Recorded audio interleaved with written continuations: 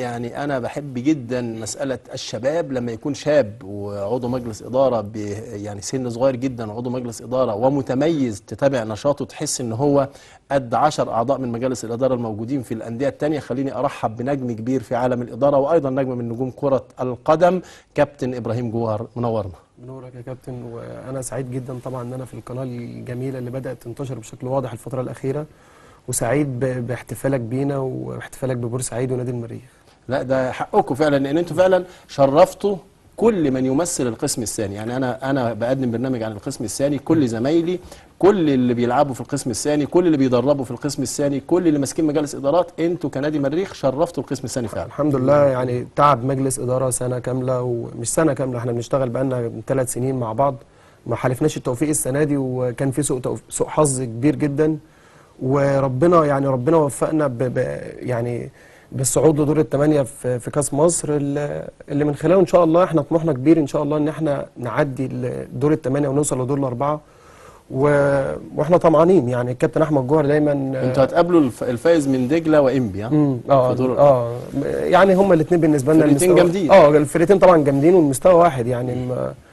ويعني كان الكابتن احمد جوهر والكابتن محمد عبد الرحمن طبعا احنا بنثق فيهم جدا، وبنثق في قدراتهم ان هم يقدروا يعدوا بالمرحله اللي جايه دي ان شاء الله، وعندنا ثقه ان احنا باذن الله هنكمل في كاس مصر، ويعني طموحنا شباب عايز تاخدوا البطوله وكمان، وعايز كمان السنه يعني الجايه يبقى لك دور مؤثر جدا في المنافسه. أكيد. بورسعيد المصري يبقى موجود، وعايزين كمان المريخ اللي كان ليه اسم كبير وما زال ليه اسم كبير بس كان ليه باع في الدوري الممتاز يرجع. انت شايف ان نظام المجموعتين كابتن ابراهيم دمج الثالثه والرابعه هيكون في صالح المريخ ولا مش في صالح المريخ؟ هو يعني فنيا احنا مش قلقانين ان احنا نلعب مع مجموعه القاهره، يعني لا، احنا مشكلتنا كلها كانت في الدعم المادي. احنا ازاي هنقدر؟ يعني احنا كنا في المجموعه الرابعه بتاعتنا كنا بنعاني جدا من دعم من قله الدعم، بنعاني مع ان احنا بنلعب مثلا في اسماعيليه وفي دمياط، بنعاني من السفر والمعسكرات وقله الدعم من المحافظه والوزاره.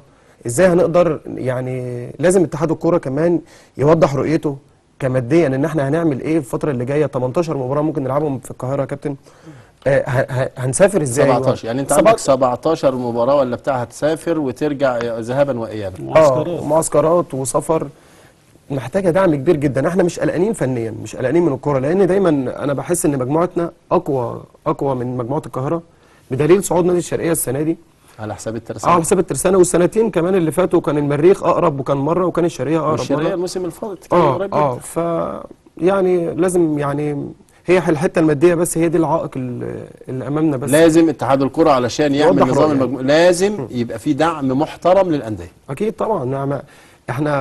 احنا كنا يعني حتى حاولنا نفكر في مشاريع، حاولنا نفكر في عوائق كبيره قدامنا. لو هو حتى مثلا كان الوزاره وافقت لنا على المشروع اللي انا هبقى اكلم حضرتك لما عاملين انتوا مشروع استثماري معين